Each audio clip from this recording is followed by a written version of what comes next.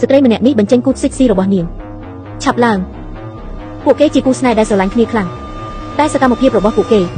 ត្រូវគៀបកស៊ីសាច់មនុស្សលាក់ខ្លួនក្នុងទីងងឹតមើលឃើញច្បាស់រងចាំឲ្យគូស្នេហ៍នេះដើរចេញទៅឆ្ងាយបន្តិចគៀបក៏ប្រញាប់អូសសាកសពថ្មីទៅដាក់ក្នុងខ្លាំងត្រជាក់ពេលនេះគូស្នេហ៍កំពុងធ្វើបែបបត់ចូលស្នាក់ផ្ទះសំណាក់ពេលពួកគេកំពុងផ្អែមល្ហែមដាក់គ្នាមិនដឹងថាត្រូវគៀបក៏រកចិត្តសម្លឹងឃើញហើយតាមពិតផ្ទះសំណាក់មើលទៅធម្មតានេះជាកន្លែងសម្រាប់មនុស្សប្លន់យកទ្រព្យទៅវិញទេគឺសម្រាប់តែប្តីប្រពន្ធស្រឡាញ់គ្នាដែលជិះកាត់ទីនេះមេឃុំគឺឈិនស៊ូដែលមានសក់កូនចៅគេមានប្តីប្រពន្ធជាងជួសជុលនិងបរិះមានធំមានពុកមាត់ពេញមុខសម្រាប់កាត់សាកសពគូស្នេហ៍នេះមិនដឹងថាគ្រោះថ្នាក់ចិត្តដល់ហើយពួកគេដល់ភោជនីយដ្ឋានអង្គុយទល់មុខគ្នានិយាយពាក្យផ្អែមល្ហែមតែមិនដឹងថាឈិនស៊ូលួចចូលបន្ទប់ពួកគេបាត់ទៅហើយដំបូងគេពិនិត្យអត្តសញ្ញាណប័ណ្ណពួកគេយ៉ាងច្បាស់បន្ទាប់ពីបញ្ជាក់ថាពួកគេគ្រាន់តែជាមនុស្សធម្មតា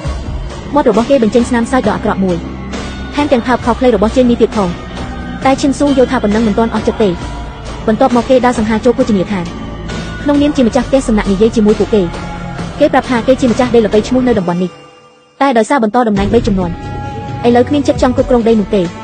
ក៏លក់វាចេញតម្លៃខ្ពស់ពេលនេះខ្លាចជាសេដ្ឋីប្រាក់លៀនក៏ដោយប៉ុន្តែការគ្មានកូនជាការឈឺចាប់របស់គេរហូត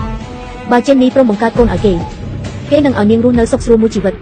បើយល់ព្រមឥឡូវក្រោកទៅអង្គុយក្នុងឡានស្នៅខាងក្រៅទៅជេននេះលឺហើយក៏រំភើបចិត្តដែរព្រោះនាងនឹងមិត្តប្រុសទើបស្គាល់គ្នាបានមួយថ្ងៃគិតដល់ចំណុចនេះនាងក៏រំដៃខំចេញបន្ទាប់មកក៏ដើរចេញពីសាលធំដោយមិនងាកក្រោយបង្កើន collagen ឲ្យរាងកាយដោយប្រើប្រាស់ជាមួយនឹងយសកា collagen tripeptide ដែល collagen នេះគឺជា collagen មួយប្រភេទដែលមានកម្រិត mg ខ្ពស់រហូតដល់ 48000 mg ហើយជាពពុះ collagen tripeptide collagen ពពុះ tripeptide នេះគឺជា collagen មួយប្រភេទដែលវាមានសមត្ថភាពនិងប្រសិទ្ធភាពខ្ពស់ខ្លាំងជាងគេបើធៀបទៅនឹងប្រភេទ collagen ទូទៅ molecule តូចៗដែលមាននៅក្នុង collagen យសកា tripeptide មានសមត្ថភាពខ្ពស់ក្នុងការជ្រាបចូលសារពាង្គកាយរបស់យើងបានល្អខ្លាំងមែនទែនជាហេតុធ្វើឲ្យអ្នកដែលបានញ៉ាំជាមួយនឹង collagen យសកា tripeptide នេះហើយគឺទទួលបានស្បែកដែលមានសំណើមមានជាតិទឹកបន្ថយនៅបញ្ហាជ្រៅជ្រោយនៅលើស្បែកសហាប់តឹងណែនក្មេងជាងវ័យកំភៃស្លន់ស្លោភ្លាមនោះជាមនុស្សដែលគេស្រឡាញ់បំផុតឈិនស៊ូឃើញថាផែនការខ្លួនបានសម្រេច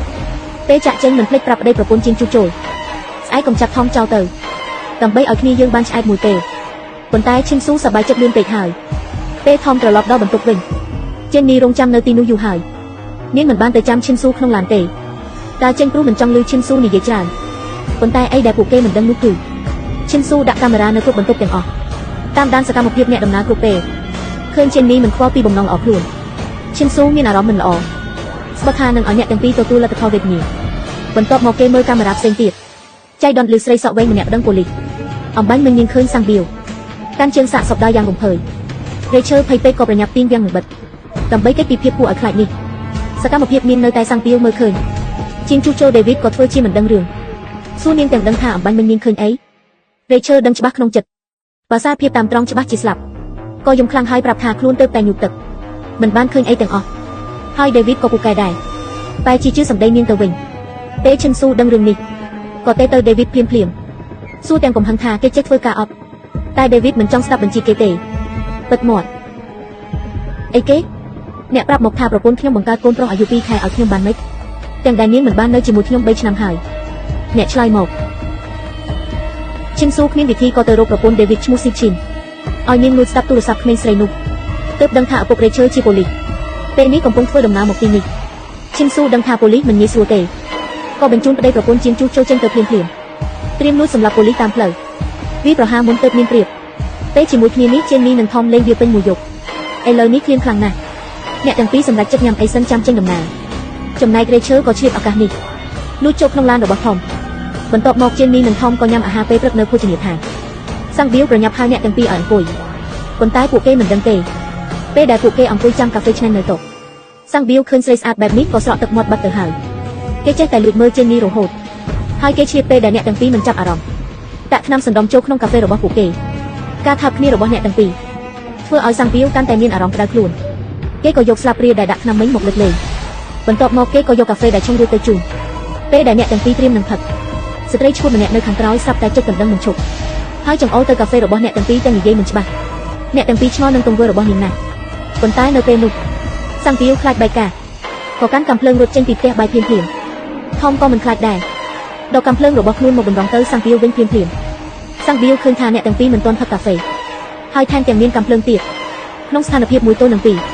គេមានតែដាក់កាំភ្លើងចុះតាមសម្រួលថមឲ្យមិត្តស្រីទៅបញ្ឆេះឡានហើយឲ្យសាំងបៀវទាត់កាំភ្លើងមកឲ្យខ្លួន គេក៏អរគុណទៅស្ត្រីឈួតនោះរួចយកកំភ្លើងរបស់សាំងពីវរត់ចេញពីភោជនីយដ្ឋានគ្រាន់តែជន់កែភ្លាមឡានបើកចេញយ៉ាងលឿនឈិនស៊ូដែលឮសំឡេងក៏ប្រញាប់រត់ចេញមកឃើញឡានចេញនេះបើកទៅខាងស្ដាំក៏ស្ងប់ចិត្តវិញព្រោះកូនចៅគេកំពុងរងចាំនៅផ្លូវនោះស្រាប់បន្ទាប់មកគេយកទូរស័ព្ទធំពេលទៅ David និង Sitchin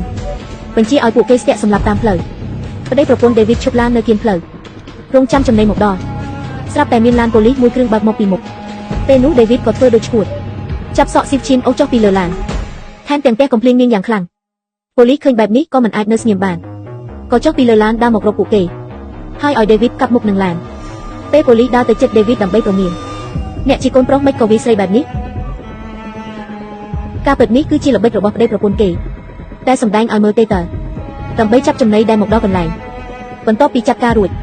David ក៏បដូរពាក់អាវប៉ូលីសបើកឡានប៉ូលីសដេញតាមចេននេះមិនយូរប៉ុន្មានចេននេះក៏ឃើញក្នុងកញ្ចក់ក្រោយ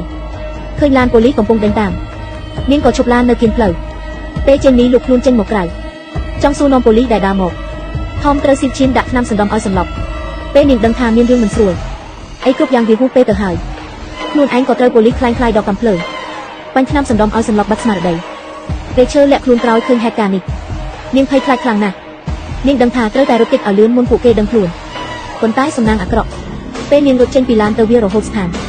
ក៏ត្រូវពួកគេមើលឃើញល្មមចំពោះស្រីស្អាតដែលខ្លួនលាក់ទុក David មិនដាច់ចិត្តបាញ់នាងទេហើយសង្ឃឹមថានាងអាចរត់គេចបានប៉ុន្តែប្រពន្ធគេស៊ីឈិនមិនទុកឱកាសឲ្យនាងទេក្រោយមកស៊ីឈិនយកកាំភ្លើងវែងតម្រង់ទៅរកក្មេងស្រីនោះគ្រាន់តែទាញកាយកាំភ្លើងភ្លាមពេលឈើក៏ដួលទៅលើដីសំណាងល្អគ្រាន់តែត្រូវជើងមិនធ្វើឲ្យនាងស្លាប់ភ្លាមទេក្រោយមក David តាមបញ្ជាប្រពន្ធក៏ទៅចាប់នាងមកវិញពេលត្រឡប់មកដល់ផ្ទះសំណាក់វិញស៊ីឈិនស្រែកហៅខ្លាំង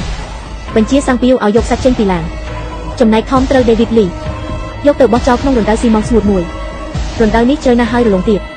ឲ្យតែមានអ្នកជាប់នៅទីនេះជើងទាំងពីររបស់គេបានប្រគល់ឲ្យនៅច្រាច់ហើយរងចាំស្លាប់ដោយសារអបាយឬត្រូវថ្ងៃក្តៅកណ្ដោះមិត្តស្រីចេននេះត្រូវសាំងពីវបីចូលបន្ទប់ក្រោមដីដាក់នៅលើតមូលមួយឃើញរាងស្អាតរបស់ចេននេះសាំងពីវខូចខើក៏យកក្បាលទៅកប់នៅទ្រូងនាងខំប្រឹងដកដង្ហើមខ្លាំងតែគេនៅតែមិនហ៊ានដដែលចុងក្រោយក៏ដាក់អាវុធចុះវិញព្រោះនេះជាស្រីដែលមេធំឈិនស៊ូពេញចិត្តគេក៏បីនាងទៅដាក់ក្នុងទ្រុងដែកឃើញរាងរបស់ចេននេះតែរបស់គេញោមមិនឈប់ចុងក្រោយគំនិតបានឈ្នះតណ្ហាបន្ទាប់មកក៏ថយមកក្រៅទ្រុងអង្គុយលើកៅអីសម្លឹងចេននេះមិនដាក់ភ្នែក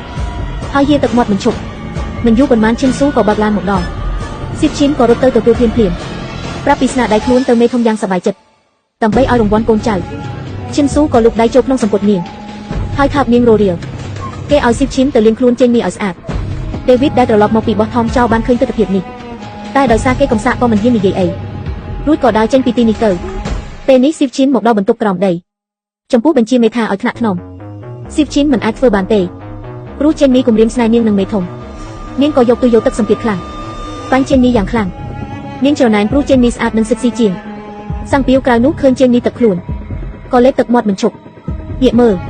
ពេលនេះថមជាប់ក្នុងរណ្ដៅជ្រៅគេខំឡោតតាមជញ្ជាំងរលោងគេប្រើកម្លាំងទាំងអស់ដើម្បីចាក់ចេញពីកន្លែងខ្លាចនេះពេលនោះឈិនស៊ូមកដល់គេនិយាយដោយរកវាទៅថមសង្ឃឹមថាគេនឹងចុះចាញ់បើមិនអីចឹងនឹងខ្លាចជាសាកសពស្ងួតក្នុងរណ្ដៅថែមទាំងនិយាយថាមិត្តស្រីគេកំពុងចាំឈិនស៊ូសើចចំអករួចទៅគប់ក្រោមដីឃើញចេញនេះស្អាតដូចផ្កាឈិនស៊ូធ្វើជានិយាយថាមិនយកនាងធ្វើសាច់ដូចទូទេឲ្យតែនាងព្រមបង្កើតកូនឲ្យខ្ញុំម្នាក់បានហើយចេញនេះបដិសេធគេដាច់អង្គការម្ដងទៀតពេលឈិនស៊ូចាក់ចេញពីផ្ទះសំណាក់រេឈើដឹងខ្លួននៅក្នុងឡានប៉ូលីសឃើញឪពុកខ្លួនដែលស្លាប់នាងការទុកខ្លាំងហើយឬកំភ្លើងស្រាប់តែឃើញ David ក្រៅឡានច្របាច់ទៅស៊ីឈិនការពិតគេទ្រាំយូរហើយគេទទួលយកមិនបានតែខ្លួនខ្លាចជាបិសាច David ដើរមកជិតឡានប៉ូលីសបន្តិចម្ដងរេឈើគិតថាខ្លួនឯងចប់ហើយតែមិននឹកស្មានថា David បើកទ្វារឡានតោះលែងនាងឲ្យទៅបន្ទាប់មក David ទៅរកថមក្នុងរណ្ដៅ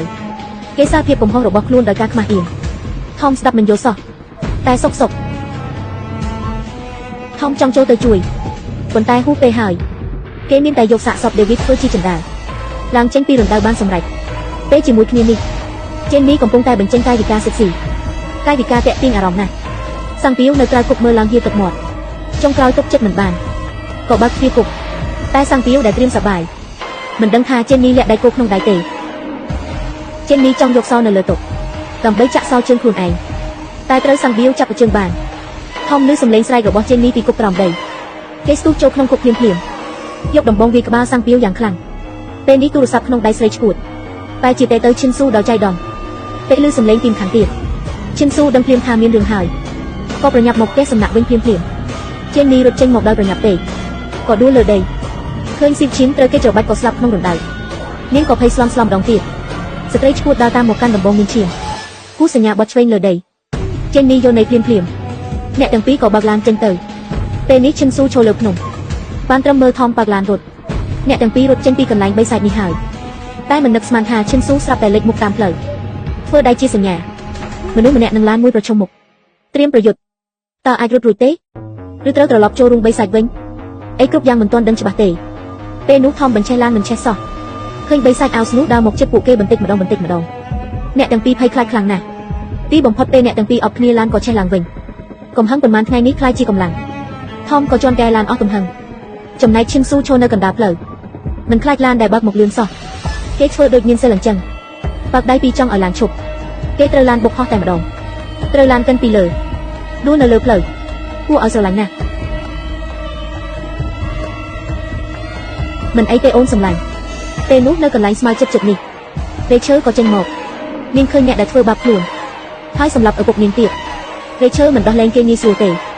នាងយកទឹកជះមុខគេឲ្យដឹងខ្លួនឈិនស៊ូដកដង្ហើមធំរេឈើក៏យកកាំភ្លើងតម្រង់គេ